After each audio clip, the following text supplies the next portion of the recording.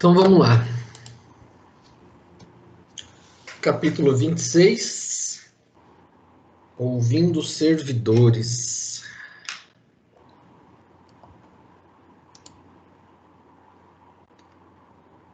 Comente sobre a forma que Ismalha e Alfredo recebiam os numerosos servidores. Primeira página aí. Primeira página. Enquanto palestrava animadamente, Ismalha recebia servidoras numerosas em atitudes verdadeiramente maternal, embora muitas mostrassem o rosto envelhecido, parecendo a voz da esposa do administrador. Aniceto nos ministrava lições de vulto, extraídas de circunstâncias aparentemente inexpressivas, e Alfredo recebia os colaboradores de todas as condições, não só como espírito de solidariedade, mas também de imenso afeto. Eu achei interessante aqui, né, esse trechinho aqui, que a Ismalha recebia servidoras numerosas, embora muitos mostrassem o rosto envelhecido, parecendo a voz da esposa do administrador. Uhum. Então, no plano espiritual tem isso, né? Muitas vezes a aparência não mostra realmente a idade da pessoa. É isso aí. Se fosse aqui na crosta, essas velhinhas estavam todas em casa fazendo tricô, né? Ninguém ia ter disposição para nada. Né? Com certeza. Jogando bingo, enfim. Lá o que vale é a idade do espírito, né? Não só a idade, né? Mas a experiência, né? Não, falei errado, não é a idade.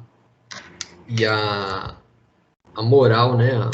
A evolução, né? No final é a moral. evolução, né? Sim. Em que estágio você está, naquele estágio ali, você bola para frente. Isso denuncia você, né? É. Porque o trabalho lá não é mole, não. Se elas fossem velhinha mesmo, não ia conseguir, né? Não ia. Fossem... Na verdade, estariam do outro lado, né? Precisando de amparo e afeto.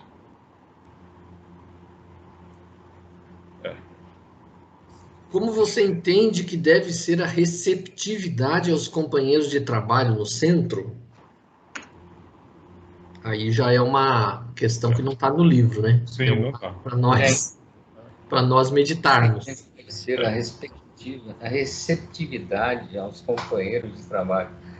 Aos companheiros. Bom, deve ser o máximo de concórdia. Da melhor maneira possível, né? Demonstrando, na verdade, o que eles falam aí, afeto e amizade. Porque se não for assim, você já cria um clima ruim, né? Você já começa errado quando você não tem um clima leve, né? Uma energia boa para... Quando você não ajuda na criação de um clima de amizade ou de bem-estar ali, né? Fica ruim o trabalho em si, né? É prejudicar, né? É interessante no GEFA, quando tinha lá as reuniões, agora nós estamos pandêmicos, mas você via sempre as pessoas rindo, abraçando e se felicitando de uma forma bem tranquila, né? Eu nunca vi uma discussão acalorada lá dentro, nunca vi uma cara feia, né? Se as pessoas têm problemas, elas deixam em casa, né? Isso que ou deixa na rua, né? E vai para o centro e chega lá, dá o melhor de si, né? Não é aquela história de vou fazer o que eu tenho de melhor, o melhor que eu tenho é isso, né? O que eu tenho é isso, por aí. Não serve, né? Se você não está bem, se você acha que não vai conseguir superar aquilo que está te incomodando, né? Se você não tem a serenidade para aceitar as coisas que você não pode mudar, então não vá, né? Nem vá ao centro. Espera passar. Imaginemos que nós estamos chegando no centro espírita como assistidos e a gente já de cara a gente se depara com discussão entre os trabalhadores da casa. O que a pessoa vai pensar? É ruim. Exatamente. Você chega de cara, você já vê esse clima ruim, falei, nossa, de repente a pessoa tá vindo de casa, já discutiu com o marido ou discutiu com a mulher, Aí chega no centro procurando um alento, uma luz, aí chega e já vê 2 trabalhadores, um brigando com o outro. Imagina como é que vai ser vamos dizer assim, a imagem que essa pessoa vai ter do centro. Bastante ruim. Então, imagina você com aquele estado de negatividade, né? Ou porque você está muito cansado, ou porque você teve uma discussão, enfim. Você tá no negativo, né? Você está com menos alguma coisa. Você vai atrair o quê? Negativo. Eles podem até ficar na porta do centro lá, né? Não vai entrar porque ali é uma casa protegida, mas você já vai chegar lá exausto, vamos dizer assim, né? Os sugadores de energia vão deitar e rolar em você. Então, fica em casa, faz uma prece, pede perdão ao mentor, pede perdão. E outra coisa, você não pode ir por obrigação também, né? Não, eu não estou bem, mas eu vou porque eu tenho que ir. Também não funciona. Nada que seja por obrigação vai dar certo, né? Então a gente já tem que ter essa noção clara, né? Que tudo que a gente tem que fazer tem que ser de boa vontade, porque for fazer de má vontade, eu prefiro nem fazer. No finalzinho aqui, o André, ele descreve alguma coisa que se aplica a gente, né? Quando ele diz: a atitude paterna do administrador do posto de socorro, no caso, se a gente se colocar no lugar dele, né, recebendo as pessoas, expressa em energia e amizade, organização e entendimento, atrair ele com força. Então, são 4 coisas interessantes: energia, amizade, organização e entendimento. Atrair-me com força. Porque é aquele negócio, quando você emite uma energia positiva, uma coisa boa, uma coisa agradável, né, é uma coisa. Agora, quando você está emitindo uma energia de raiva, de inconformismo, de contrariedade, você não vai sentir bem. Então, para que você tenha uma harmonia num trabalho espiritual, as pessoas têm que estar em harmonia entre si. Quem faz o curso de médiums tá careca de saber que para você fazer uma corrente, os médiums têm que estar harmonizados. Se não tiver harmonizado, o trabalho não vai resultar em coisa boa. Você vira o elo fraco da corrente, né? Sim. E tem mais um detalhe: como lá no posto de socorro, você só tem problema lá dentro, meu amigo. Quando você entrar, tu vai ter que resolver o problema. Então, se você não estiver bem, não tem ninguém lá que está se sentindo bem que vai procurar o centro. Duvido. O cara não vai lá para... Né? Porque se o seu trabalho é lidar com problemas e você já é um problema... Aí vai somar os problemas. Você começa menos um, né? Você vai aumentar os problemas.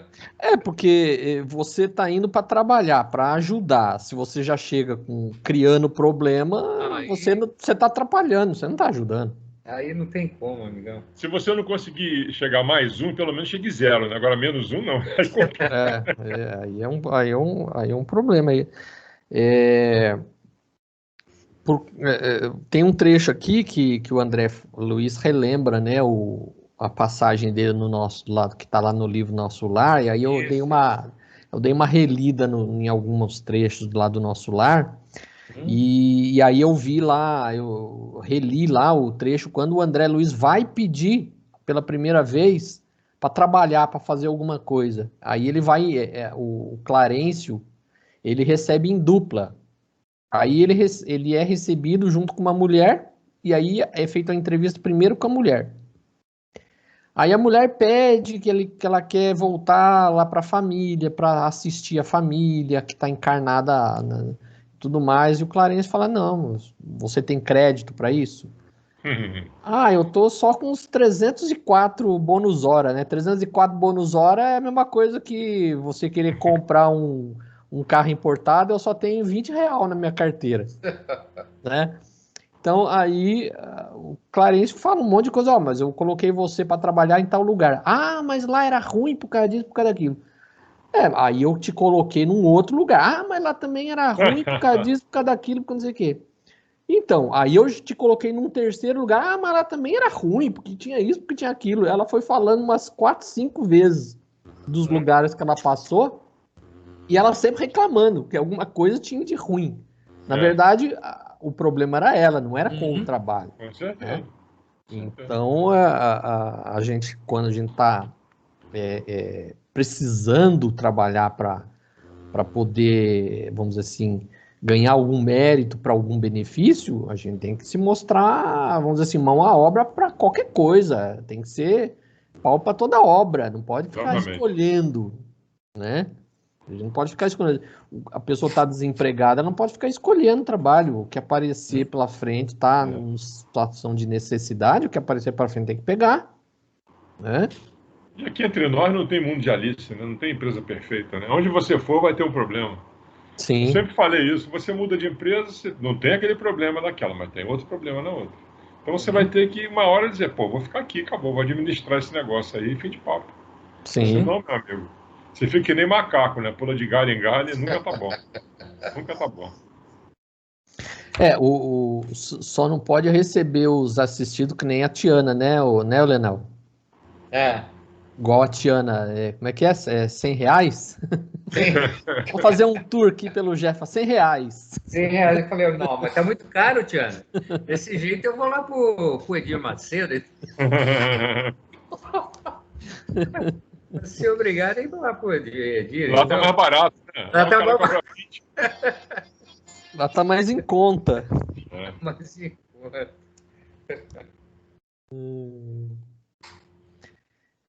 Com essa recepção amorosa aos servidores, qual a sensação que prevaleceu em André? Cadê? Onde é que tá, não? Na verdade, ele resumiu numa frase, né? Duas frases, aliás. Em duas frases, ele resumiu aqui: atraiu-me com força, né? Atraía-me com força. Isso. E aproximei-me impressionado. Ele pediu permissão. Isso, pedi permissão ao nosso orientador para ouvir esclarecimentos prestados naqueles numerosos cooperadores. Aproximei-me impressionado. Foi o que causou aí a sensação. Ele vendo a recepção amorosa, ele ficou ficou abismado, né? Aliás, o André frequentava centro quando estava aqui na crosta, ou não? Ele tinha... Não. Não, né? Não, ele não tinha, acho que, nem uma religião, assim, não me lembro do filme lá, Nosso Lar. Ele era médico, mas no filme não mostra um link, uma adesão religiosa a ele, não. Pelo que eu sei, ele não tinha mesmo nenhuma religião. Vamos dizer assim que talvez ele fosse aquele católico não praticante, né? Talvez isso. Ele pela história dele, era extremamente materialista. Né? Sim. Usou e abusou na bebida e tal, cigarro. A entrevista, até quando eu estava relendo lá a entrevista dele com o Clarencio no Nosso Lar, Clarencio desceu a lenha, né? Falou tudo que tinha que falar dele. Você foi médico, você teve acesso a tudo, você não valorizou nada, você só se preocupava com o dinheiro, que não sei o quê. Era extremamente materialista, né?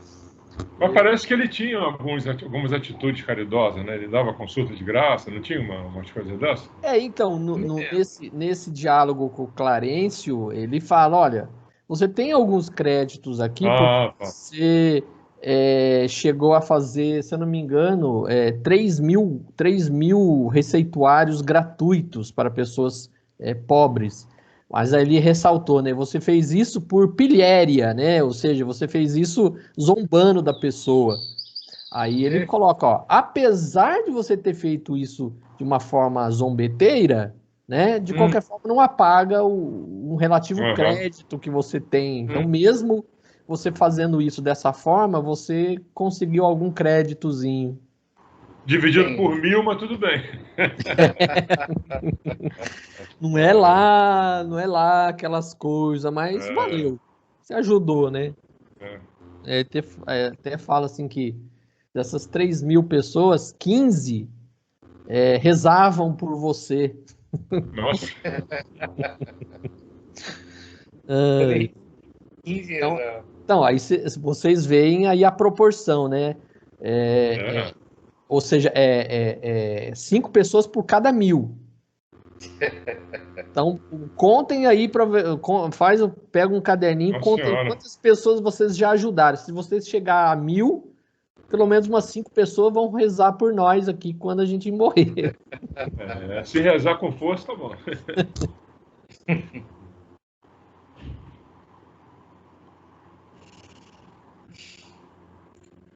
Podemos concluir que uma boa receptividade torna o ambiente da casa mais aconchegante aos servidores? Sim, né? Com certeza.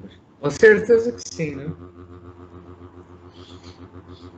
Por tudo que foi descrito ali, né? É uma coisa óbvia, né? Você conseguindo vamos dizer, socializar, né, no centro, é uma coisa óbvia, né? Fica todo mundo bem, né? Porque para você atender uma pessoa que vai no centro em busca de ajuda, de consolo, de amparo, de uma palavra amiga, se você não tem isso com o próprio colega de trabalho dentro do centro, sim. Né? Ou seja, você não vai conseguir doar aquilo que você não tem. Sim, com certeza. Né? Doa o que não tem. Ninguém dá o que não tem. Agora, se todos os centros são assim, todos os centros seguem isso aqui, estamos encarnados, né? Somos sujeitos aí a inúmeros falhas e desvios. É inegável que não podemos afirmar que em todos os centros o povo siga isso aqui certinho. Mas é o que é recomendado, né? Porque você não vai conseguir chegar numa guerra, por exemplo, você não vai conseguir combater o inimigo se você não tem munição.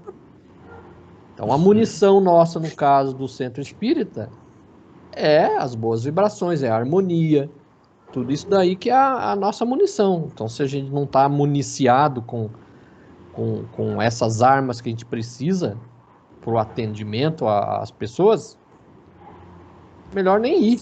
Que aí você vai causar desarmonia, você vai causar mais problema. Problema esse. Não é? E é como a gente comentou anteriormente, né? Lá só tem problema, né? Então, meu amigo. É como a gente vê aqui, ó, né? As pessoas que procuram lá como é que é o nome dele? O Alfredo, né? Sim. Nossa, o pessoal só quer... E aí, se você não está bem preparado, né? Você não consegue ajudar ninguém.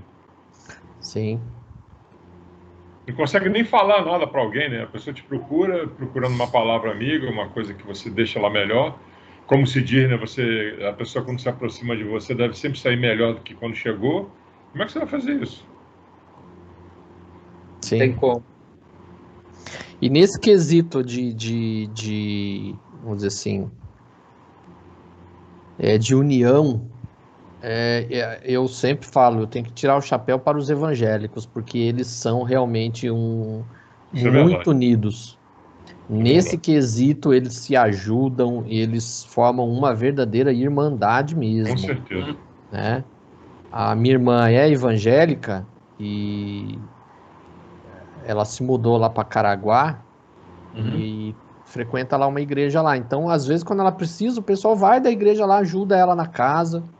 Eu lembro alguns anos atrás, quando ela fez uma cirurgia, que ela estava lá de cama, o pessoal da igreja foi lá, fez serviço doméstico, limpou a casa, lavou louça, fez um monte de coisa. Então, nessa parte eu tenho que tirar o chapéu para eles, viu? Sim. Eu acho que falta muito nisso, apesar de tudo, né? Falta muito nisso no espiritismo. Uma noção realmente verdadeira de irmandade. E eles, os evangélicos, eles têm isso muito bem. Verdade. Aí uma coisa que eu percebi também, eu não sei em outras religiões, mas o evangélico dificilmente briga, assim, e se afasta e vai procurar uma outra igreja ou sai daquela comunidade porque houve uma discussão. Eles mudam muito de igreja porque o pessoal vai colocando eles para outras igrejas, né? mas não por briga, né? E no kardecismo, no centro, eu já vi muita gente se afastar por causa de briga. Não tinha não interagia, né? O cara ia procurar outro lugar e fazia outras coisas, né? E eu cansei de ver isso. A divergência de métodos também, né? Por exemplo, muita gente não se afiniza muito com a rigidez do Jefa, por exemplo. Então, muita gente sai do Jefa para outros centros que, vamos dizer assim, relaxam mais a coisa, entendeu? Tem dessas coisas também. O Jefa tem a fama de ser linha dura mesmo, né? Eu já vi falar, né? Sim. Outras pessoas que frequentaram lá há bastante tempo atrás, o pessoal Algumas começa a ser linha dura, né? De ser exigente, esse tipo de coisa. Algumas pessoas levam isso até ao pé da letra demais, né? E aí vira quase que um quartel, né? Não é essa a ideia. Sim. Mas, vamos dizer assim, tem gente que prefere um centro um pouco mais firme nas regras, outros preferem outros mais relaxados. E vai de cada um, né? Eu já vi muita gente mudar. Eu tenho um amigo que já passou por uns 3 ou 4 centros. Ele vai lá e vê que não está gostando e sai. Teve um que saiu, abriu outro centro. Ô, louco! É verdade. E no evangélico eu não vejo isso. Minha irmã, ela quando ela mudou de local, de casa, 2 vezes. 3 vezes, na verdade. E nas 3 vezes que ela mudou, ela chegou e ficou naquela igreja e está lá. A última vez agora, ela está morando há mais de 15 anos nesse local. Ela vai sempre na mesma igreja. Eles visitam outros lugares, né? Tem aquela interatividade, mas o lugar que ela vai lá e professa realmente a religião é naquela igreja ali. Sim. Por que Alonso pede a Alfredo permissão para ver sua família? Qual o seu objetivo?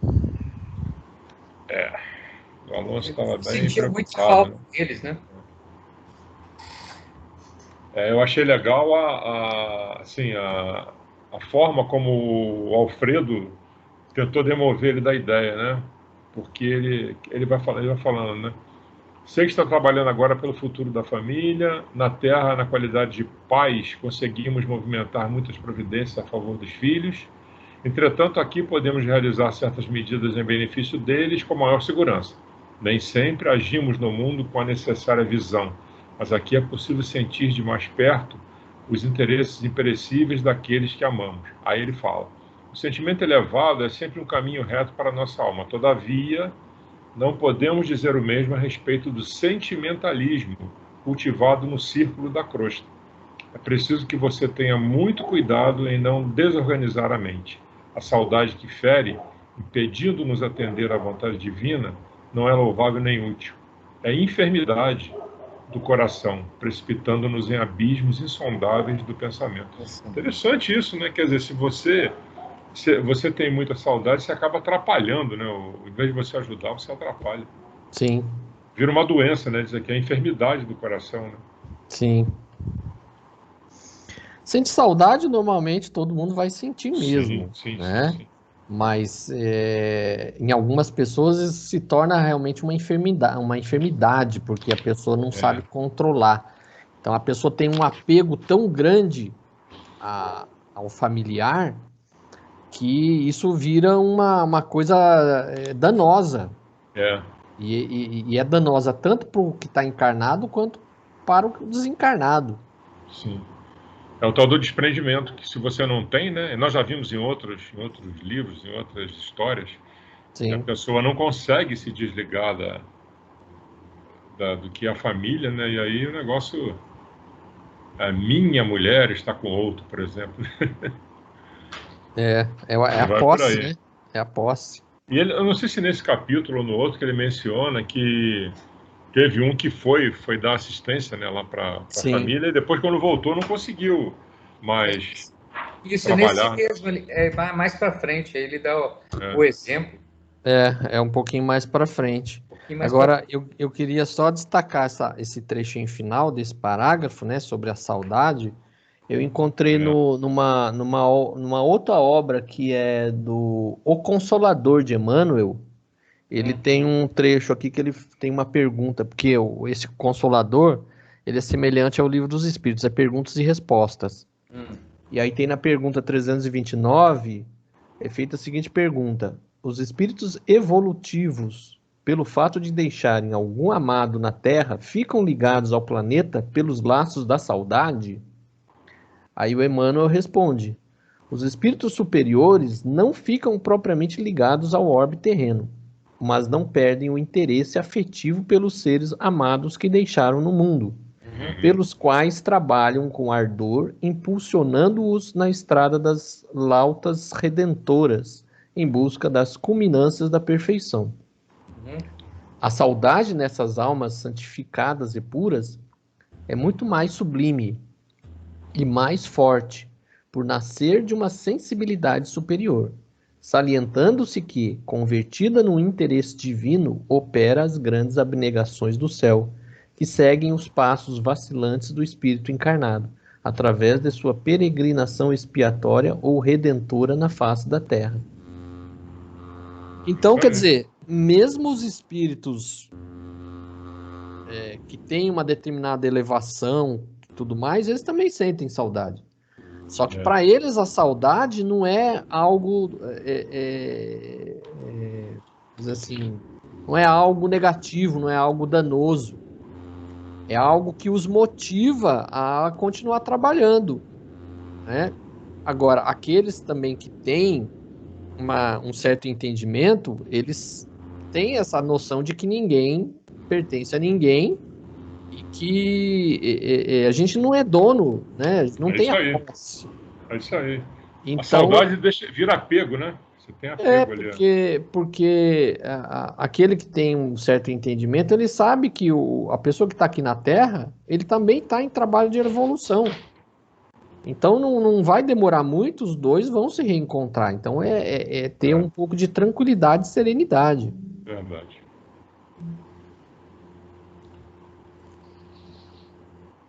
O meu espírito sumiu dali, ó, foi embora. Tinha um azinho só, era um azinho. O azinho me abandonou. Sim, sumiu. Não, o azinho desapareceu. E aqui eu achei interessante um trecho em que ele fala assim, o tal do Alonso, né? À noite, quando me concentro nas preces habituais, sinto em torno de mim os seus pensamentos, ou seja, os pensamentos dos familiares que estavam encarnados, né? Esses pensamentos me penetram fundo, atraindo-me toda a atenção para a terra. Às vezes consigo repousar um pouco, mas com muita dificuldade. Sei que a esposa e os filhos estão chamando dolorosamente por mim. Esta certeza me perturba de algum modo. Não tenho sentido a mesma firmeza para o trabalho diário e desejaria remediar a situação. Então isso aqui, na verdade, é um alerta para a gente que perde familiar não ficar todo dia naquela coisa de ficar pensando na pessoa, chorando pela pessoa, pedindo que a pessoa dê um alô. A gente tem que entender que tem a fase do luto, a gente vai no cemitério, faz todo o processo do enterramento e tudo mais, você vai ficar alguns dias triste, tudo mais, mas isso não pode prolongar para a vida toda, porque senão você atrapalha, como ele está descrevendo aqui. Sinto em torno de mim os seus pensamentos. Esses pensamentos penetram fundo, atraindo toda a atenção. Às vezes consigo repousar um pouco, mas com muita dificuldade. Então, justamente, mostra que aquele desespero que muitas vezes você vê em determinados velórios, né? Que aí a gente fala, puxa vida, vai a dificuldade. É agora que a gente tem esse discernimento, né? Praticamente você ia quando era menor e tal, você ia naqueles velórios, etc. O pessoal estava aquele desespero, meu pai, minha mãe, e a garra daqui tem. Nossa, isso aí dificulta e muito, né? A ida do cara lá para cima, né? Sim. E é interessante que mais à frente, aqui no outro parágrafo, ele condiciona quase que o bem-estar dele a essa volta, né? Ele diz: quisera rogar aos meus calma e coragem, esclarecendo que meu coração ainda é frágil, necessita do amparo deles. Estimaria pedir-lhes esse auxílio para que eu possa atender às atuais obrigações sem desfalecimentos. Olha que coisa, quem sabe me considerar agora a permissão que precisa. Aí ele dá uma alternativa, né? Temos perto de casa um grupo de amigos espíritas, talvez me fosse difícil transmitir algumas palavras breves, não me fosse difícil transmitir algumas palavras breves que fossem tentando tranquilizar a esposa e os filhos. Quer dizer, ao mesmo tempo que ele tem essa preocupação, ele condiciona, né, uma fraqueza dele, vamos dizer assim, é como você leu no texto anterior, né, que ele nem dorme direito. Sim. É porque aqui é da questão, ele pergunta, né, por que Alonso pede a Alfredo permissão para ver sua família? Qual o seu objetivo? Então o objetivo dele era justamente passar para os familiares, né, que fala aqui, ó, quisera rogar aos meus calma e coragem. Então ele queria tentar passar uma mensagem falando para os seus familiares, olha, eu tô razoavelmente bem aqui, só que tá um pouco difícil, então vocês vão ter que ficar sozinhos aí, infelizmente. Então tenham coragem, siga em frente. Para que, né, de uma forma assim, tentativa de fazer com que os familiares se conformassem, né, com a situação. A princípio, o objetivo dele era nobre, né? Mas aí vem a questão número 6, né? Alfredo não respondeu negativamente ao pedido de Alonso. Embora houvesse nele o desejo de atender ao pedido, mas o orienta a não visitar sua família na Terra. Por quê?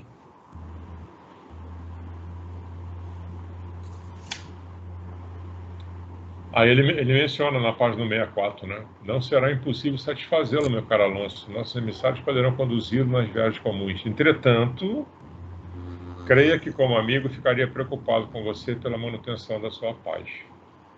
Não posso abusar da autoridade, sei que cada um tem a experiência que lhe cabe, mas creio seja de seu vital interesse fortalecimento do coração. É imprescindível conformarmos-nos com os desígnios do Eterno. Você e sua mulher não ficariam separados. E se não necessitassem de experiências novas, as dificuldades que ela vem amargando com a sua ausência, sofre-as também você com a separação dela. Isso aí, né? Porque aqui no parágrafo anterior fala, né? Alfredo imperturbável não respondeu negativamente. Sim. Parecia compreender toda a inquietação do servidor simpático e humilde. Observei-lhe no olhar muito lúcido o desejo sincero de atender. E com extrema simpatia por sua conduta generosa, ouvi-o ponderar. Então aí vem o trecho que você leu aí. Então ele até queria ajudar o Alonso, mas ele percebia que o Alonso não estava preparado ainda. Sim. Voltar ao círculo familiar, né? Ele percebia que se ele fosse, de repente, ele ficaria mais desequilibrado ainda. Em vez dele a intenção dele era equilibrar a família, ele que ficaria desequilibrado. Aí logo em seguida ele fala aí, Alonso, tem impressão, Alonso, de que Deus nos deixa sozinhos por vezes a fim de refazermos o aprendizado melhorando o coração. A soledade, porém, quando aproveitada pela alma, parece sublime reencontro. Além disso, você não deve ignorar que seus filhos pertencem a Deus e que cada um deles precisa definir responsabilidades e cogitar na própria realização. Ou seja, tem que deixar a responsabilidade dos filhos com eles mesmos, né?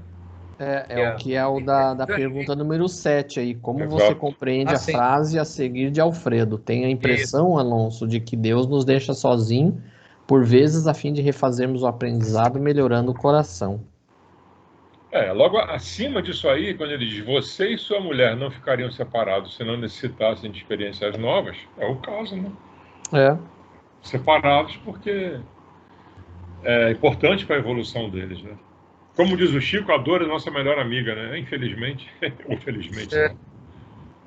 Então, às vezes, alguns espíritos estabelecem uma relação meio simbiótica entre si e age como se separado do outro, não conseguisse sobreviver ou viver.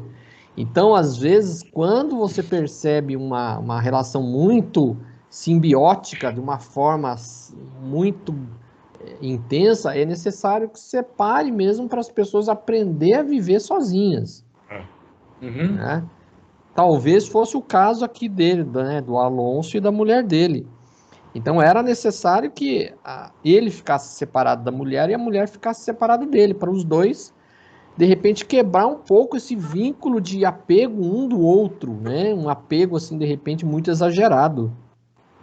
Me veio na cabeça agora o exemplo da minha mãe, né? Que blasfemou tanto quando meu pai foi. Eles estavam 60 anos juntos, né? Então, Nossa, aquele corte, né? Ai. E aí ela levou um mês quase para cair em si. 60 anos é uma vida toda, né? 60 anos, porque somando o tempo que eles se conheceram, mais o tempo de casado, dava 60 anos. Uhum. É difícil mesmo você viver 60 anos com uma pessoa, de repente você não vai ver mais a pessoa, é complicado mesmo. Ligar ali.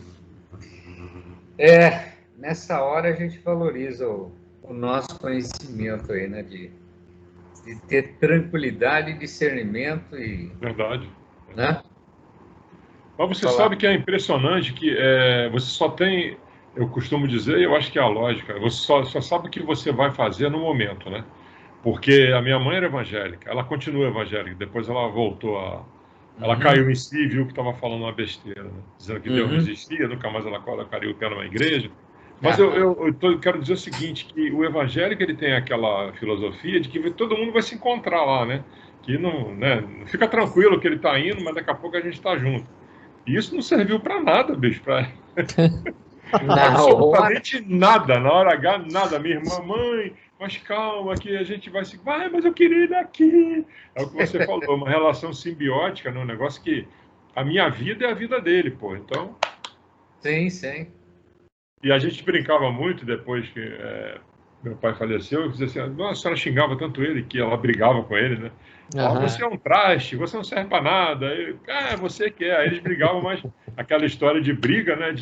É uma briga, mas que no fundo, aquele pavor de perder o outro, né? Sim. Ele tinha um verdadeiro pavor, tanto ele como ela tinham um verdadeiro pavor de ficar sozinhos. Mas chegou e foi assim uma experiência para ela, né? Eu acho que é uma experiência evolutiva muito grande dentro da nossa filosofia, né? Deve ter sido para os dois, né? Porque para ele também. Nossa. Com certeza, para ele deve ter sido também difícil de se ver separado, mas... E seu pai frequentava a igreja também, ô Alexandre? Meu pai, com certeza, junto com ela. Todos sábados estavam. Eu cheguei a falar que meu pai psicografaram uma carta dele no Você falou isso, você Rodolfo, falou. né? Sim. Ele escrevendo que ele ficou lá, e quando ele chegou era muito sofrimento, por causa da família, separada. E meu pai sempre foi muito família, né? Então é impressionante as palavras dele, a carta que é escrito ali, você está lendo, está vendo que foi dito por ele mesmo.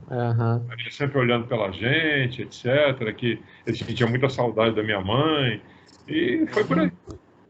Mas ele descreve que quando ele chegou lá, ele ficou extremamente revoltado, né? Porque ele... O que eu estou fazendo aqui, pô? Meu lugar lá embaixo, né? De novo, a simbiose, né? E ela ficou sozinha. E aí, o que vocês vão fazer, pô? Então, foi todo um trabalho para convencê-lo de que dali onde ele estava, ele poderia fazer muito pela gente, né? Então, sim. Porque aqui ele fala, a soledade, porém, ou seja, a solidão, porém, quando aproveitada pela alma, precede o sublime reencontro. Então, aproveitando bem esse período separado, o reencontro vai ser fantástico, né? Além disso, você não deve ignorar que os filhos pertencem a Deus, que cada um deles precisa definir responsabilidades e cogitar a própria realização. Ou seja, os filhos não são propriedade dos pais, né? Então, cada um tem sua vida própria. Esse seu caminho, sua vida a viver, né? Sim. Seus resgates, suas dificuldades. Aí fala aqui uma série de coisas aqui que eu achei interessante.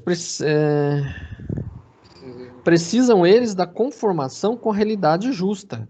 E você, que já lhes deu o que era razoável, necessita igualmente evolver e aperfeiçoar-se na senda nova a que fomos chamados. Em que ficaria, meu caro, se permitisse a invasão total do sentimentalismo doentio em seus pensamentos? Tão dedicado é você à família do sangue que, por agora, não o sinto com bastante preparo a tudo ver no antigo lar, sem sofrer desastrosamente. Ou seja, então ele já percebia que se ele fosse, aí na continuação aqui, ele fala que Aqui que ele menciona aqui o exemplo do outro, né? Há tempos autorizei a visita de 2 colegas. Sim. Nossa espera gosta, né? Aí ele fala. E é interessante que aqui, né, nesse texto, ele fala de 2 pessoas que já eram colaboradores, né? Sim. Eles já estavam do lado de lá, e mesmo assim eles foram sacudidos, né, quando desceram. Foram violentamente surpreendidos pela situação e que não puderam voltar aos seus deveres aqui, lá ficando agarrados ao ninho que haviam abandonado. Não vigiaram o coração convenientemente. Ouviram sem demasia o pranto dos familiares terrestres, envolvendo-se dos pesados fluidos do clima doméstico e pesada semana de licença. Passada a semana de licença, não conseguiram erguer-se para o regresso. É isso aí. Ou seja, eles foram e não voltaram. Foram e não voltaram. É isso aí. Já pensou? Fica... Nossa. Então aí acho que ele pensou assim, o Alonso, se ele for, ele também não volta. Exatamente. Então melhor ele não ir. Acho que na hora ele associou, né? Porque de repente, o Alfredo de repente já sabia a condição da família dele naquele instante, né? Naquele momento que falou, é melhor você ficar por aqui, que o estado que você está, eu acho que vai ser meio ruim. Mas aí eu vou fazer uma pergunta polêmica aqui. Isso não é uma espécie de involução? Que o espírito estava num estágio de ajudar, de consolar outras pessoas e desaba, né? O cara desaba. Como ele diz aqui, o prejuízo de ambos é muito grande. O espírito não evolui?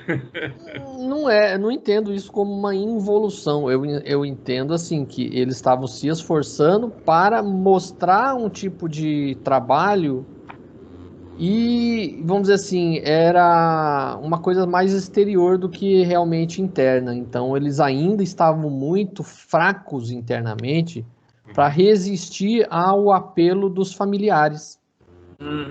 Então ele demonstrava uma forma de querer colaborar e ajudar e tudo mais, mas ainda não estava necessariamente fortalecido.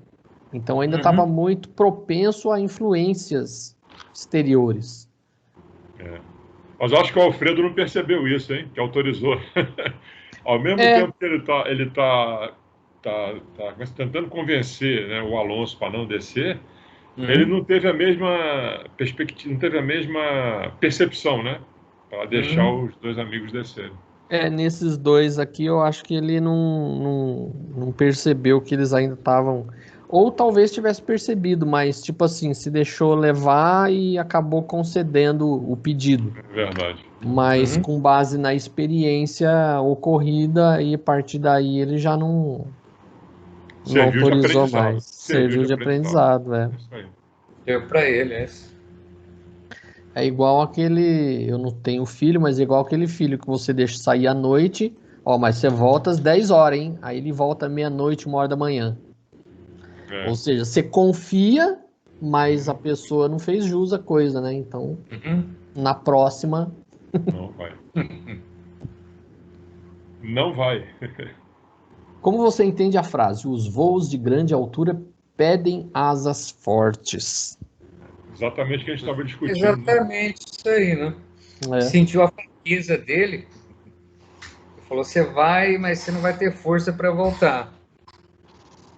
Exato. Você força para voltar, então...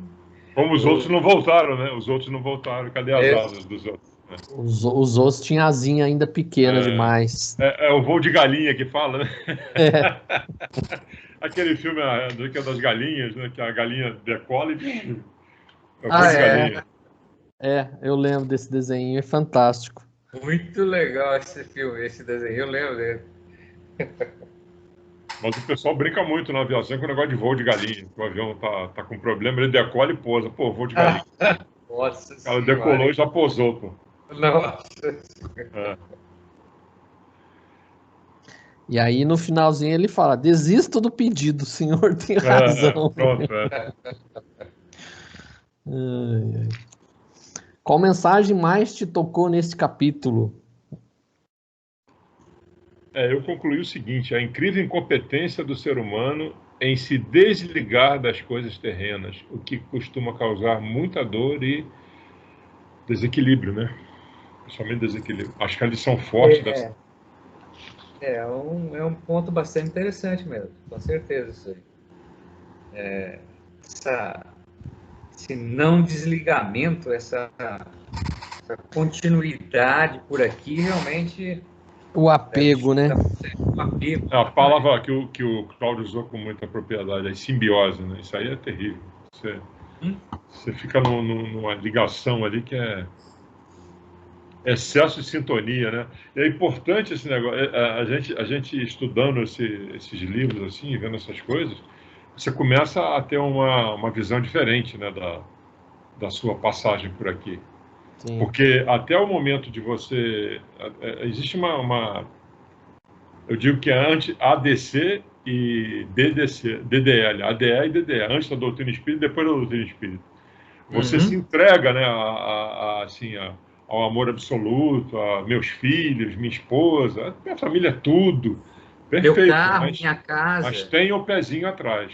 Meu carro, minha casa, minha fazenda, meu apartamento, meu.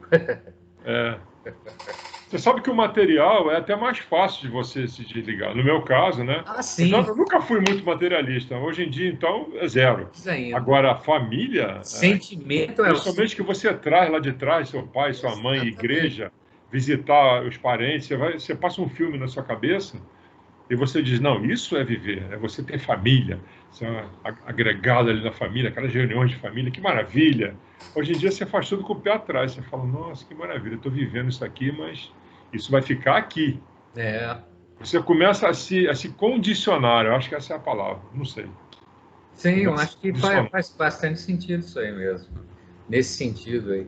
E o relacionamento realmente interpessoal, né, que é o mais valoroso, que acaba sendo aquilo que você falou, o mais difícil desapegar, né? É o mais difícil, porque o material... Você vê tanto sofrimento, né, e aí você fica, poxa, vale a pena? Não. Material, eu já falava desde de garotinho que caixão não tem gaveta, né? Eu escutei minha avó falar isso uma vez, isso ficou na minha cabeça, pô. Caixão não tem gaveta, pô. Carro forte não acompanha enterro, né? Pois é.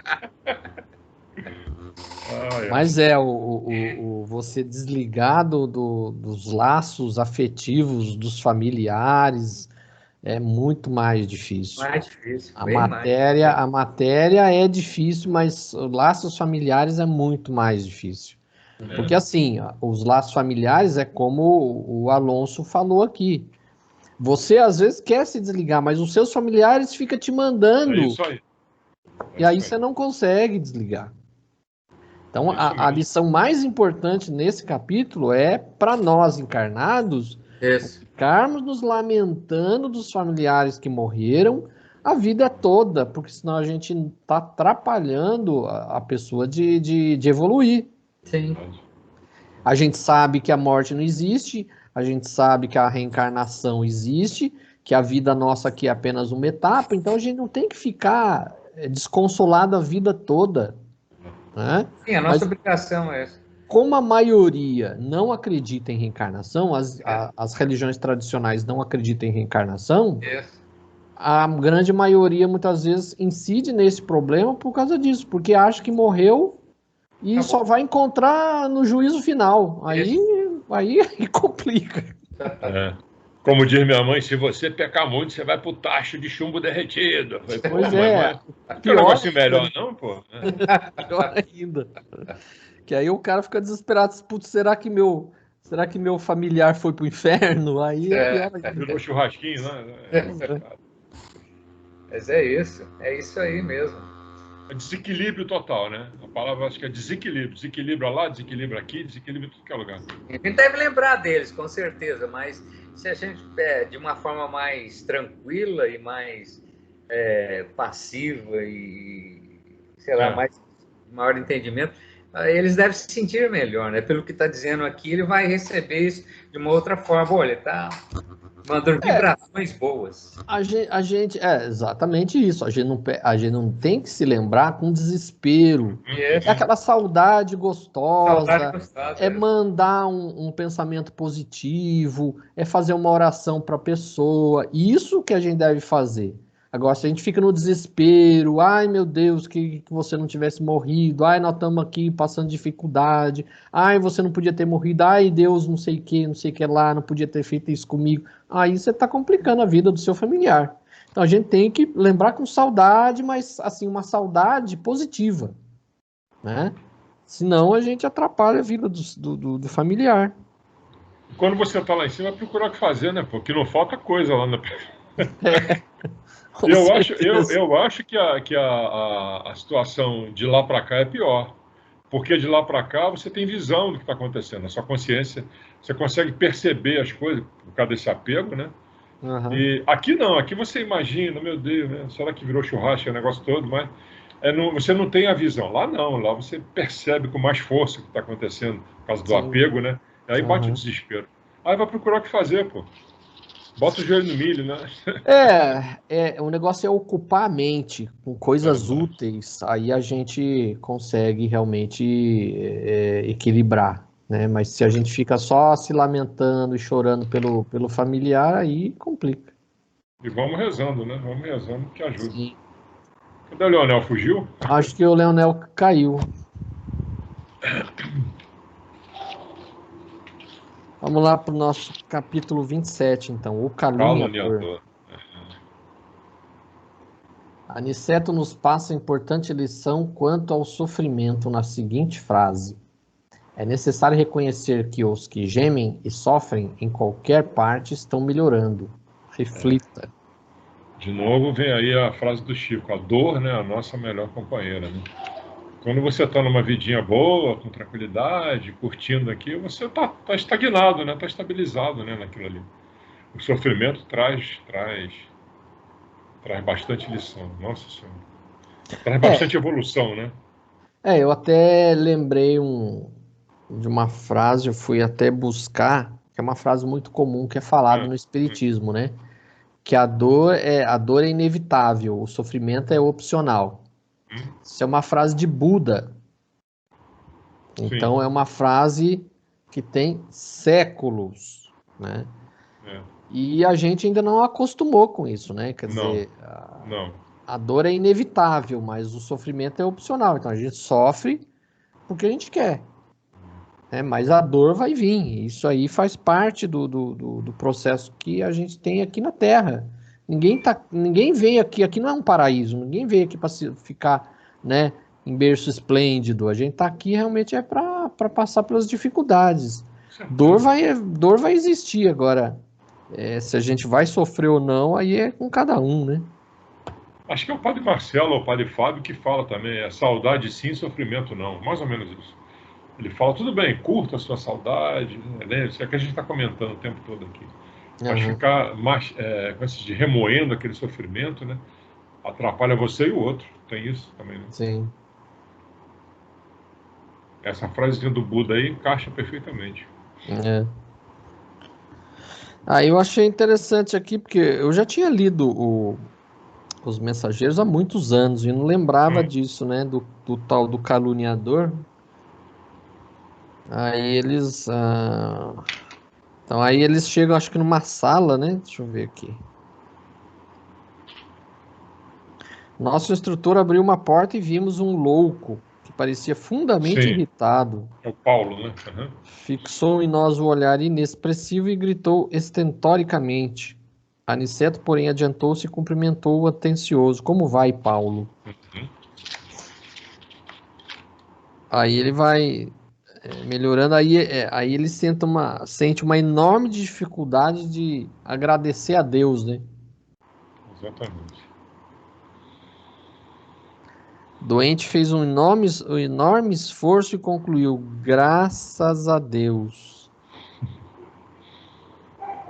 Notando o sofrimento e a indecisão, lembrei-me dos enfermos das câmaras, às quais prestava Narcisa ampla colaboração afetuosa.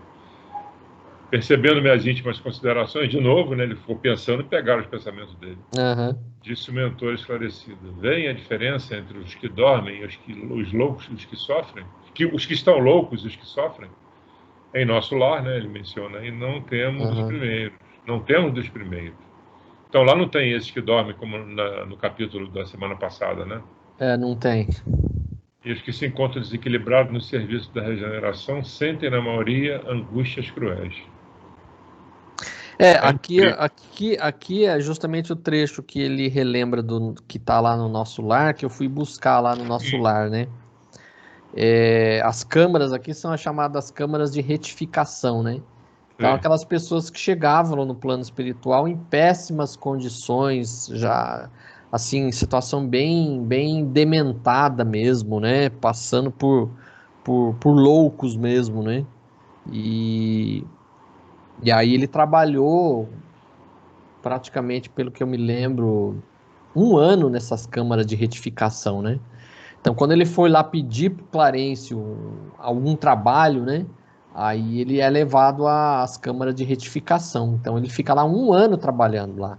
Entendi. Aí ele lembra da Narcisa. A Narcisa que era a encarregada das câmaras de retificação lá. Entendi. Ele volta lá, né? Sim. É necessário reconhecer que os que gemem e sofrem em qualquer parte estão melhorando. Aí que ele fala aqui, toda lágrima sincera é bendito sintoma de renovação. Uhum. Então, quer dizer, é necessário reconheçamos que os que gemem e sofrem em qualquer parte estão melhorando. Toda lágrima sincera é bendito sintoma de renovação. Então, a pessoa, desde que se reconheça, né?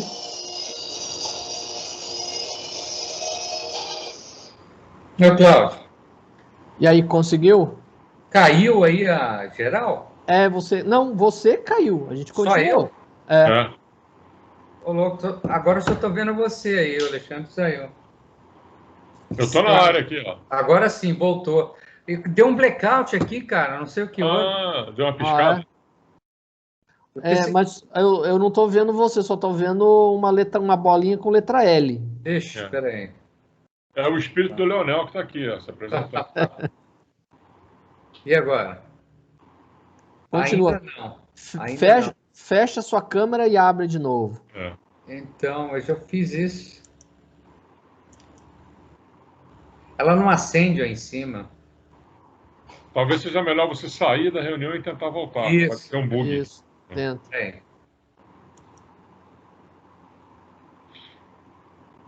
Coisas das lives, né?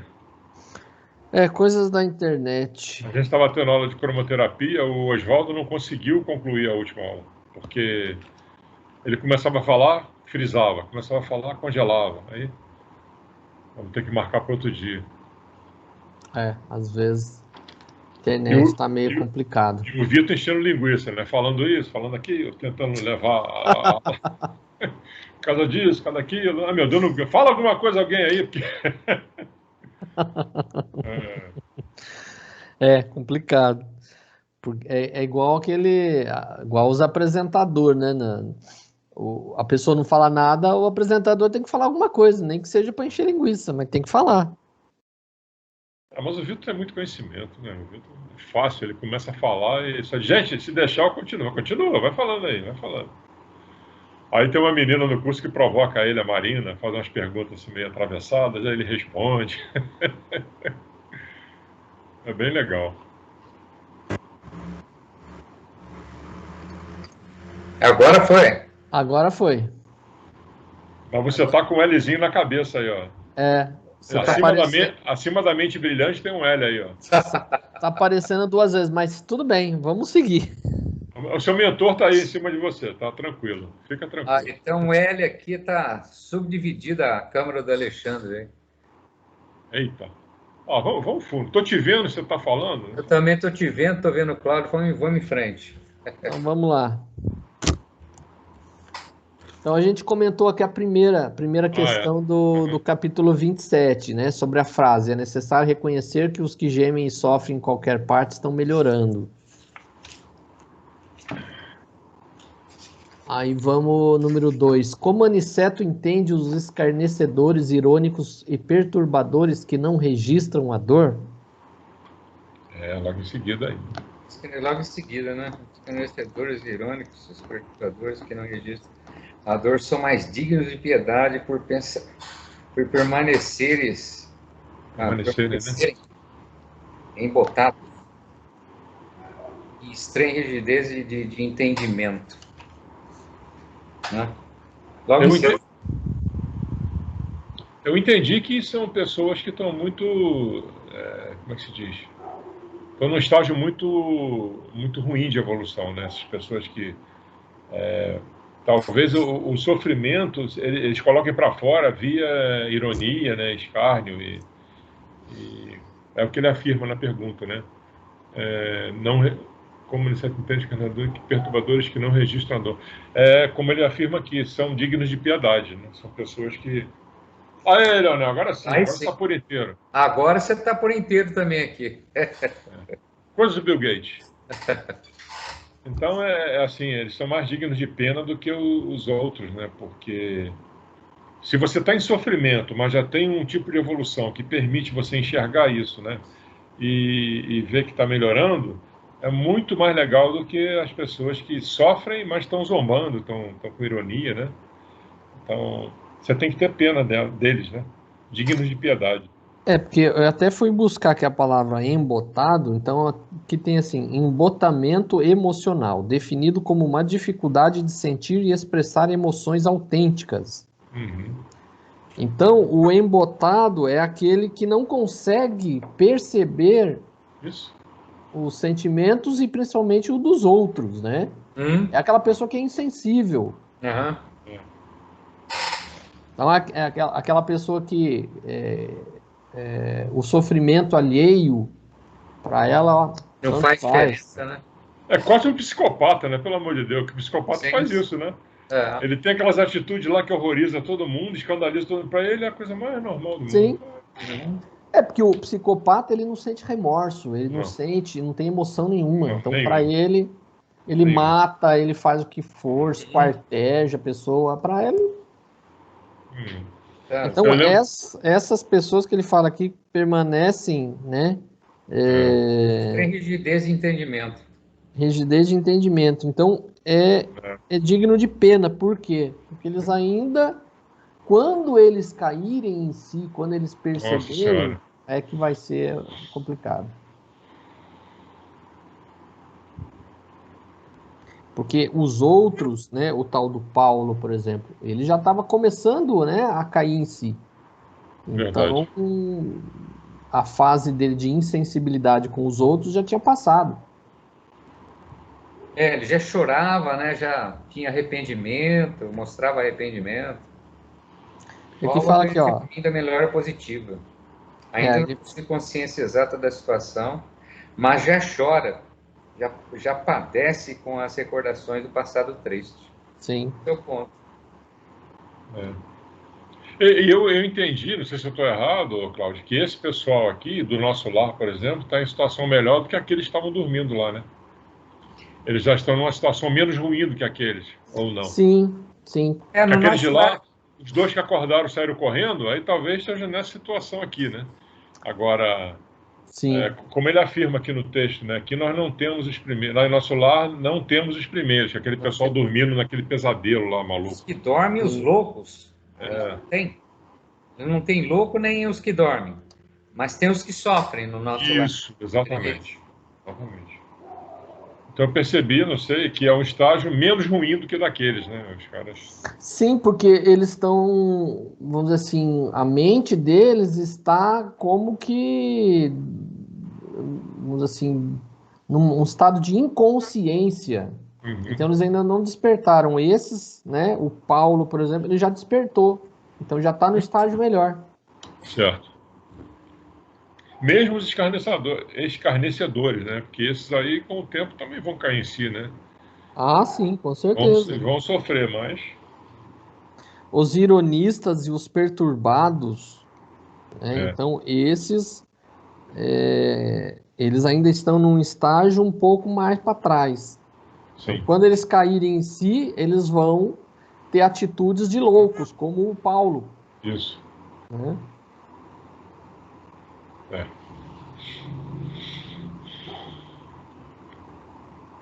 E aqui eu destaquei até um trechinho aqui, ele fala assim: recebi o esclarecimento com atenção. Isso é André Luiz falando, né? Lembrei-me que, de fato, os doentes conduzidos pelos samaritanos a nosso lar, em serviço diário, eram grandes sofredores. Os que não acusavam padecimentos atrozes revelavam estranho pavor das sombras. A única entidade que ali observara com absoluta inconsciência da própria miséria fora a de pobre vampiro que não encontrara guarida nas câmaras de retificação. Então, não sei, eu acho que o Leonel lembra daquela mulher que estava no portão e que não pôde ser atendida, lembra? Isso. Vários pontos negros. E se eu não me engano, ele comenta aqui na frente sobre aquela situação, né? Não é isso? Eu acho que é aqui que ele comenta isso. Foi logo... Foi justamente a única entidade que ali observara com absoluta inconsciência, porque aqui ele está rememorando o trabalho lá no nosso lar, né? Sim. A única entidade que ali observara com absoluta inconsciência da própria miséria fora a de pobre vampiro que não encontrara guarida nas câmaras de retificação. Então ela ainda estava num estado que não permitia ser ajudada. Primeiro ela precisaria cair, né, a sua consciência, cair a ficha, né, para ela entender o mal que ela havia feito e que ela precisava, pelo menos se arrepender para poder ser ajudada, que era o caso que ainda ela não tinha ocorrido, né. Ela estava naquele grupinho do Obreiros da Vida Eterna lá que ficava perturbando a galera que queria entrar. Provavelmente. Ela devia ser um... Mas na cultura tá passando lá um seriado, não é seriado, é uma série, né, de programas que fala sobre o campo de Auschwitz. Sim. Eu cheguei a assistir. Você viu nos Judeus Sobreviventes? Sim. Os caras relatando as atrocidades, pelo amor de Deus, tá louco. Pelo amor de Deus. Aí eu fico imaginando, já pensei esse cara que cometia essas atrocidades, esses soldados alemães aí. Quando chegaram... Você imagina a energia que tem naqueles campos até hoje, né? Sim. Deve ser muito pesado, Deus me livre. Sim. Bastante. E imagina a situação desses soldados. Nossa. Que eles faziam, a consciência que eles tinham e a perversidade e naquele... É indescritível, sem classificação. Pensou um cara desse lá em cima... Daqueles 2.000 que tá lá dormindo naquele galpão lá, deve ter uns 1.000 e tantos que... Por aqui. Talvez. Doida, rapaz. Que esse pessoal dessa época é o que ele fala aqui, que são os dignos de piedade, que eles estão embotados em estranha rigidez de entendimento. É só a capivara de um cara desse? Eles não tinham a menor dor na consciência de torturar e matar as pessoas que estavam lá nos campos de extermínio. Nossa. E eu lembrei também, falando aí negócio da energia dos campos, eu lembrei de um fato de uma colega da minha irmã, que elas foram na Itália, né? Então, eles visitaram o Coliseu. E ela sentiu mal quando ela visitou o Coliseu. E aí eu percebo que até hoje o Coliseu ainda tem aquela chamada egrégora do sofrimento e do populacho que ia lá para. Eu tive lá também, mas eu não, assim, a minha sensibilidade ainda não está muito apurada, mas as pessoas que têm uma grande sensibilidade, pelo visto... É um negócio cadavérico, rapaz. É um negócio que já tem quase 2000 anos e está lá impregnado nas paredes do Coliseu ainda. Olha só que coisa. Deve ser, viu? Ali tá louco. Quanta gente virou comidinha de leão lá, né? Porque não é só a questão dos cristãos, né? Tem os gladiadores, sim, a luta dos gladiadores que era feita lá, a população que ia lá vibrar com a morte tanto dos gladiadores quanto dos cristãos. Então ficou uma coisa muito terrível impregnado lá. Aqueles imperadores com o dedinho assim, fazendo assim. Estão fazendo assim para eles hoje. Esses garotos vão sofrer, viu? A capivara do rapaz, eu vou te contar, mano. Quais imagens surgem na visão ampliada de André ao se concentrar em Paulo? As piores possíveis. Foi. Na página 69 aí, né? Ele descreve, né? A página 69 lá no começo. No meu, que é o antigo, é o 146, página 146. Ele vê, né, aí que descobre, né, que o Paulo era aquele amigo, né? Isso. Aquele famoso lá que acabou com o casamento dele. Famoso amigo que... Ele identificou lá o Alfredo, né? Que era o Dom Juan da época. O Alfredo e a mulher, ele viu na cena do filme. Sim. Lembra-se da história de Alfredo? Temos diante de nós o falso amigo que lhe arruinou o lar. Paulo, contudo, não somente cometeu a ingratidão, como envenenou o espírito de outras senhoras, traiu outros amigos e destruiu a alegria e a paz de outros santuários domésticos. Então o cara era especializado em acabar com o casamento de um monte de gente. Exatamente, Meu Deus. Os homens davam a ideia de perseguidores ferozes ocultos no mundo interior daquele enfermo estranho. Mas é muito legal, muito interessante como a coisa, por parte do Alfredo, né? Sim. Evolui, né, depois. Depois a gente vai ver aí à frente. Apesar de toda vamos dizer, a maldade do Paulo fez com ele, o que o cara fez com ele seria imperdoável, vamos dizer assim. Sim, né? sim. E ele consegue, né? Sim. É uma história terrível. O cara querer mostrar que a mulher do cara não valia nada. E, pelo amor de Deus.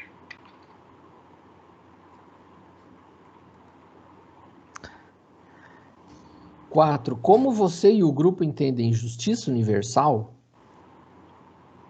Comente o exemplo de justiça universal dado por Aniceto na seguinte frase: sabemos que Jesus penetrou na glória sublime logo após a suprema dor do Calvário. Entretanto, estamos ainda a vê-lo frequentemente pendurado na cruz, martirizado pelos nossos erros, flagelado pelos nossos açoites, porque a visão interior a isso nos compele. A condenação do Mestre foi um crime coletivo e esse crime estará conosco até o dia em que nos vestirmos da divina luz da redenção. 2000 anos depois, a gente não está fazendo o que ele pediu ainda. Eu assim, quando eu era criança, que eu morava numa casa, numa pracinha lá perto dos sindicatos metalúrgicos, a minha mãe tinha em cada porta da casa um crucifixo. O crucifixo até que era bonito. Ele era emoldurado, assim, com uma moldura de madeira, assim. Cada porta ela tinha um crucifixo.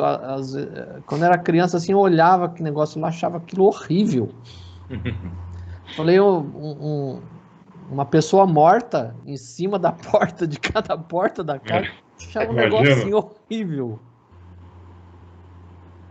E aí a gente tá até hoje nesse apego ao crucifixo, nesse apego à morte de Jesus. Então a gente tem que desapegar disso, a gente tem que entender a lição que ele trouxe. A ficar apegado a esse crucifixo. Então isso esse apego que a maioria das pessoas tem a isso, mostra exatamente isso que o Aniceto colocou, essa coisa que ainda está na nossa mente, da morte dele, né? Calvário.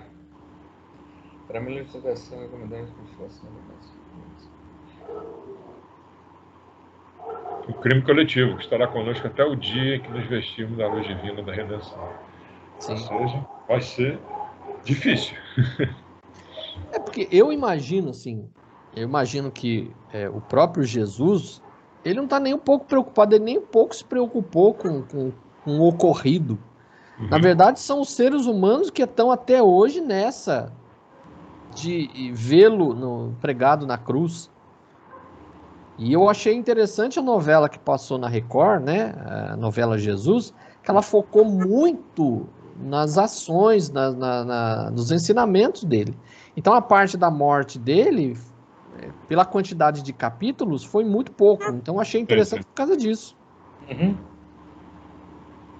Agora tem filme, por exemplo, aquele filme do Mel Gibson, né? Que eu acho horrível, porque conta só a morte dele.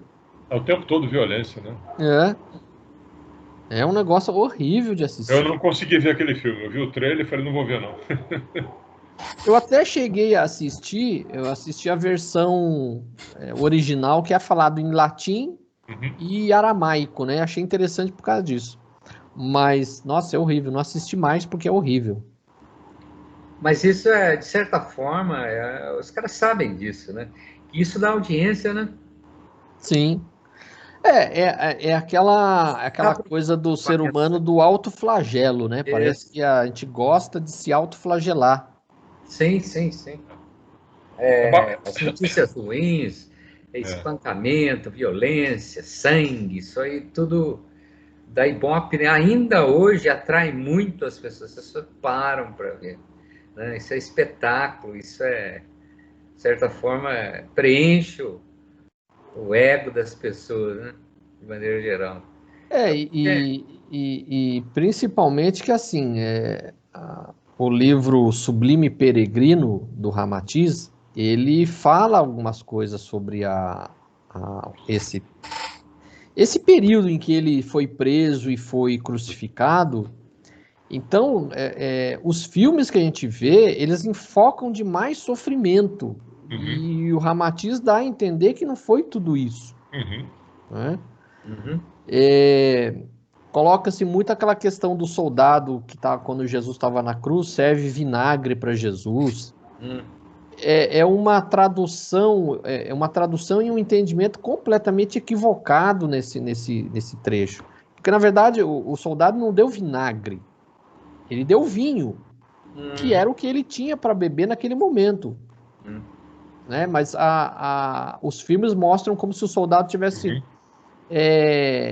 fazendo isso de brincadeira para zoar com Jesus. E, na verdade, Jesus pediu água. O soldado não tinha água, o que ele tinha ali era vinho. Aí ele deu o vinho. Não é vinagre, é vinho. Essa frase que ele fala aqui na frente é bem interessante. Ela resume lá o que foi dito no parágrafo. O dever possui as bênçãos da confiança, mas a dívida tem os fantasmas da cobrança. Então, você fica o tempo todo como se fosse... Eu estou devendo isso a Jesus. Em vez de você entender o que ele veio fazer, ele levou 33 anos pregando e dizendo, façam isso, façam aquilo, né, dando exemplos. E aí, como diz o Cláudio, você vai ver um filme, o cara pega 90 minutos, 80 mostrando a crucificação. Sim. E 10 minutos mostrando o que ele fez ao longo da vida dele, né? Sim. Então é o foco, né? Perde o foco, né? O foco é mostrar o sofrimento. Sim. Porque vamos dizer assim, o sofrimento vai trazer mais audiência, né? Como foi falado, né? Um de vocês dois, não lembro quem que falou, mas vai dar audiência. Então é o que interessa, né? Sim. Eu confesso que eu não consigo mais ver violência, juro por Deus. Eu não sei se por causa desse estudo todo, eu não consigo mais ver. Começa a falar de tiro, eu mudo. Aí eu apago. Se não tiver uma coisa mais interessante. Pra que eu quero saber que o cara perdeu a cabeça lá, que o outro levou 50 tiros, porra. Eu também não gosto de assistir. Eu, na verdade, desde criança, eu nunca gostei de assistir nem filme de terror, porque eu acho uma bobagem e é um negócio assim que não traz nada de bom. Então, acrescenta em nada, absolutamente. E esses filme de violência também faz mal para nossa mente. Então é complicado mesmo. Prefiro também não assistir. Como Alfredo, marido de Ismália, conseguiu sua vitória espiritual? Muito bacana isso aí. Na verdade, ele menciona aqui, né? Mas Paulo veio ter casualmente a esse posto? Não, respondeu Aniceto atencioso. Foi trazido pelo próprio Alfredo, que se sentiu necessitado de disciplinar o coração. Nosso amigo que hoje dirige essa casa de amor desprendeu-se do mundo sob intensa vibração de ódio e desesperação. Sofreu muitíssimo nos primeiros tempos, embora nunca fosse abandonado pela dedicação da abnegada companheira. Alfredo, todavia, não pôde ver Ismália enquanto não se desvencilhou das baixas manifestações do rancor. Terrível, né? O cara foi, vamos usar o termo, sacaneado pelo Paulo, e mesmo assim não podia ver a esposa, porque ele estava ainda ligado nisso aí, né? Socorrido em campo da paz, compreendeu as próprias necessidades. É como dizem, né, que o ódio, ele te liga a pessoa. Então, enquanto você tem ódio de uma pessoa, você está acorrentado a essa pessoa. Então, para você quebrar essa corrente, você tem que se desligar desse ódio. Isso aí. E aí ele não podia ver a Ismália, por quê? Porque ele ainda estava acorrentado a esse ódio ao amigo, né? O amigo da onça. Então logo adquiriu um mérito e intercedeu pelo amigo infiel, buscando-o em recanto abismal, tão nobremente, e se dedicou ao aperfeiçoamento de si mesmo, que conquistou a posição de administrador de um posto de socorro. Trouxe o tutelado em sua companhia, tratou-o como irmão atualmente. Trata como irmão, né? Sim. Não julguem que o marido de Ismália conseguiu essa vitória espiritual tão solene pelo fato de desejá-la. Ele desejou-a, procurou-a, alimentou-a e agora permanece na realização. Há muitos anos conversa com Paulo diariamente. Ou seja, ele brigou por isso porque ele queria realmente se desvencilhar desse sentimento que ele tinha pelo Paulo, né? Sim. Isso responde à questão número 6, né? A gente avançou na 6 aí. Já fui na 6. Descreva como Alfredo foi evoluindo sua conduta para com Paulo no mundo espiritual. Então, ele percebeu que odiar o Paulo seria mau negócio para ele mesmo. Sim. Então, ele procurou fazer a parte dele, que era ajudar o cara, porque ele mesmo já estava sofrendo, a sua própria consciência já o acusava e já o torturava, então não precisava ele odiar o amigo, né? A colheita dele estava sendo terrível, né? Sim. E aí esse trechinho é muito bacana também no final do parágrafo. Nos primeiros tempos, aproximava-se do enfermo como necessitado de reconciliação. Olha a evolução do cara. Sim. Depois, como pessoa caridosa. Mais tarde adquiriu entendimento, comparando situações, em seguida sentiu piedade. Logo após experimentou simpatia e presentemente conquistou a verdadeira fraternidade, o amor sublime de irmão pelo ex-inimigo. A mensagem de Cristo, né? Sim. Aí, ó. Sim. Exatamente. A evolução dele foi do ódio ao amor sublime pelo irmão. Então, muito bom. Um exemplo para nós. Boa. Qual mensagem mais te tocou neste capítulo? Justamente essa evolução aí do qual não sei se nós teríamos, ou se eu teria, essa condição, né? Bem difícil, né? Na condição que nós estamos, que eu pelo menos estou. Não sei se eu teria essa capacidade, vamos dizer. Eu acho que é o bem-estar que você sente, né? Não só você perdoar o outro, é o bem-estar que você sente quando você perdoa, né? Sim.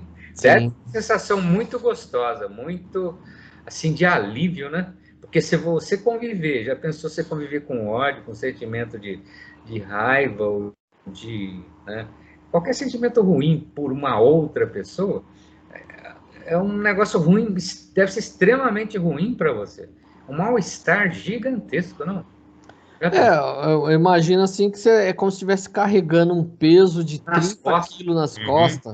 Põe uma mochila de E aí pedra nas costas. você se liberta desse peso, né? Sim. Uma vez eu li Imagina que é como se você bebesse veneno esperando que o outro fosse morrer. Nossa. Você toma o veneno e fica torcendo pro outro morrer. não deixa de ter uma grande similaridade, né? Porque o ódio não deixa de ser um veneno Ele para te nossa envenena, alma. Com verdade. certeza, com certeza. E aí tem uma mensagem bonita que ele menciona de Jesus aí, né? Quando o batei e abençoar é muito extenso. No plano da carne insistimos à porta de coisas exteriores, procurando facilidades e vantagens. Mas aqui temos de bater à porta de nós mesmos para encontrar a virtude e a verdadeira iluminação. Olhar para dentro de você, né? Sim. Em vez de... No plano da carne, sim. Essa porta muitas vezes está dentro da gente. Nós temos que bater nessa mesma porta que é a nossa própria porta. É isso aí. É isso aí. Lá é o compromisso nosso com nós mesmos, né? Isso aí. E o finalzinho legal também, quando ele estão preparando o retorno dele, né? Voltará breve à terra. No caso, ele está falando do Paulo, não é isso? Sim. Ismalha tem feito a seu favor inúmeras intercessões e não deseja que ele, ao retornar à razão plena, se sinta humilhado com o benefício das próprias vítimas. Uma das irmãs, por ele caluniada no mundo, já voltou ao círculo carnal e a abnegada esposa de Alfedo pediu-lhe que recebesse Paulo como filho, tão logo seja oportuno. Olha, cara, que coisa! A mulher que ele sacaneou vai ser mãe dele, pô. Pois é. Meu amigo, se liga. Aí por aí a gente vê como funciona a justiça divina, né? Nem sempre porque você matou, você vai ser morto. Então, muitas vezes você recebe uma outra tipo de uma outra forma de recuperar aquilo que você errou. Então, no passado ele teve, vamos dizer assim, esse sentimento mais sensual por aquela mulher, e agora ele vai ter que aprender a ter um amor realmente maternal por ela, né? Você imagina os insights que esse cara vai ter, pô? Tendo a mãe, a mulher que ele tentou conquistar. Sim. Então vai ser uma bela de uma lição para ele, uma bela de uma como se diz, desafio, né? Espero que ele não tenha incorrido naquele famoso tema mitológico do incesto? Isso, não. Complexo de Édipo, né? Não, é o incesto lá. Deus me livre. Já pensou se ele fraquejar, cara, e a mulher também? Ele tá ferrado, né? Aí ele... Meu amigo, volta aqui, vai dormir lá no galpão. Nossa. É complicado. São histórias e mais histórias. É isso aí. Então, encerramos por hoje. Ai, meu